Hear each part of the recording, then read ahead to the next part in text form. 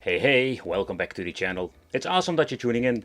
In today's video we are going to take a close look at basically where it all started when it comes to the Kin Hank and also all the game box jungle. This is the Super Console X. For the people who have no idea what it is, actually this is an all-in-one, let's say, device that we can play thousands of retro games with. With HDMI and even AV out output, this thing was quite, I want to say, ahead of this time, because actually this was just an Android box inside of a very nice fancy case. So over time I've been complaining about, like, say, cooling performance and all kinds of things, and they indeed listened to it, because they were improving all kinds of, let's say, different models. Where they released all of kind of different, let's say, versions there, it was absolutely crazy. So what happens to the box? I think life happened. There is only one controller in the thing, and there is still a dongle, so that is good.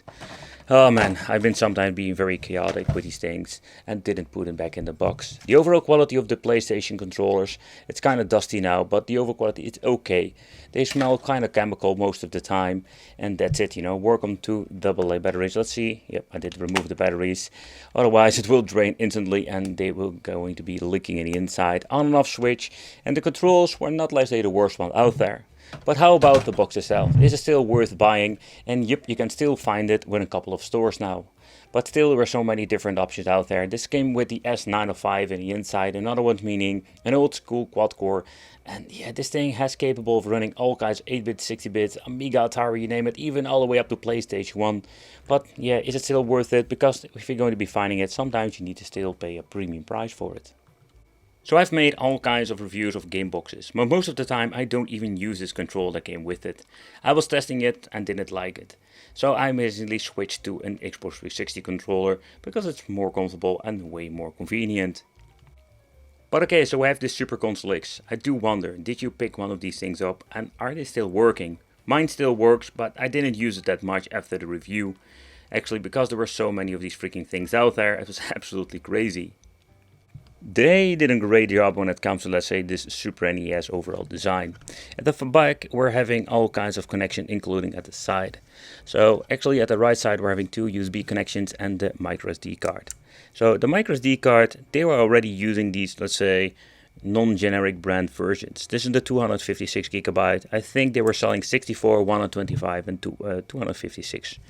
And then at the back we're finding the Ethernet connection, having the input for the power supply and the output for the AV out and the HDMI. And we have an on-off switch over here. That makes me wonder, where is my power supply? That is a very good question. So they were using a 12 volt 1 amp, so it's not going to be an issue finding one. I have a couple of them in my storage. This was the X Pro, but it was kind of funny because the X Pro was almost the same when it comes to the normal version. That is what they're doing all the time over there. It's like abusing and make it one, like, say, jungle of confusing different namings.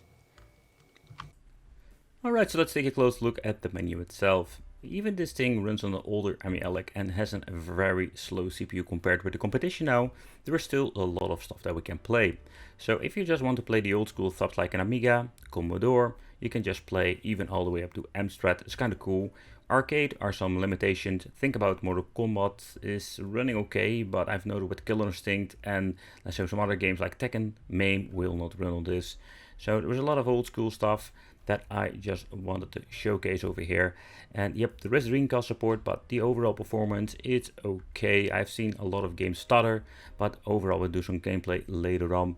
So while this thing is quite old, and this is absolutely the beginning of an era of Gamebox jungle, there is still a lot of stuff that we can, but also can't play. And yeah, the improvements were not that huge compared with, let's say, the later models, and that is a general problem that a lot of you already know. And if you didn't know, now you know. Pressing start will give us the option, and this is what I love about these like EmuElec devices.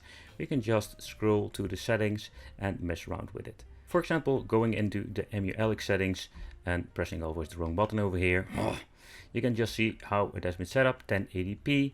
Take consideration, I'm guessing that there also will be an option for 4K support for televisions, but it doesn't output 4K. And also we don't have, let's say, upscaling, so the emulation overall configuration is quite limited when it comes to that. The danger zone, I love to call it.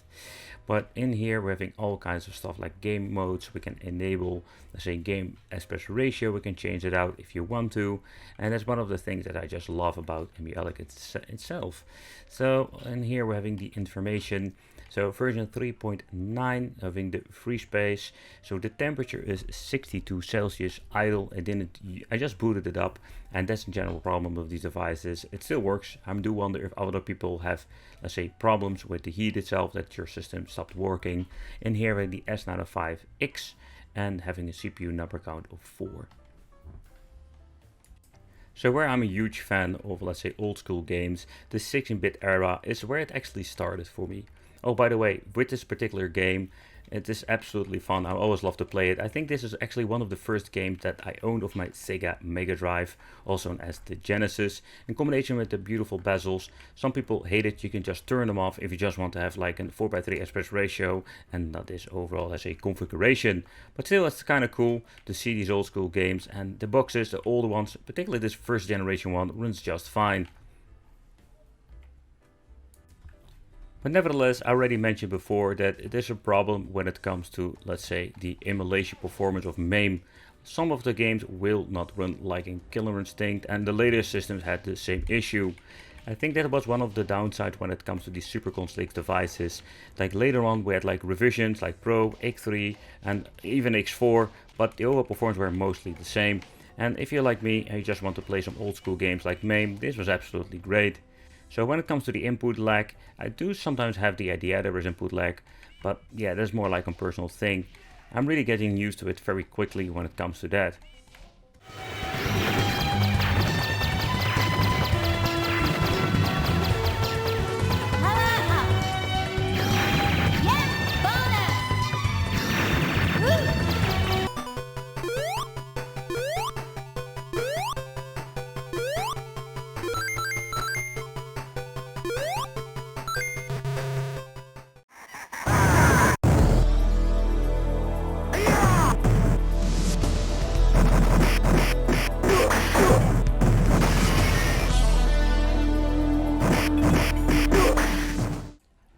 So where this device is absolutely amazing for some 8-bit and 16-bit games, we can also play a lot of PlayStation games on it.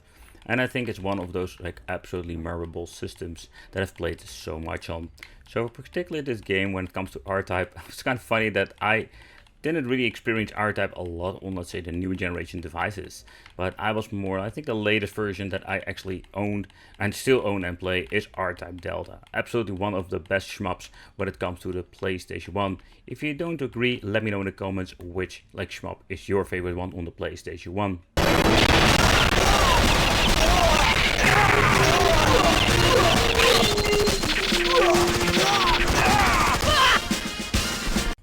So where Dolphin Blue is absolutely, or Dolphin Blue, I mean Dolphin.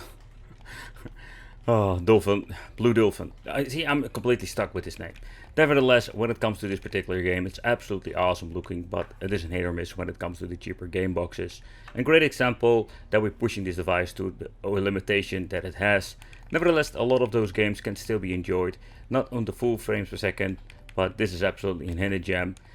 And don't forget the Sega Dreamcast on these boxes. I already mentioned before that it's going to be a hit or miss, because it's absolutely difficult to emulate on these like basic S95 chipset, but you would be surprised where some of the games has an overall decent emulation performance.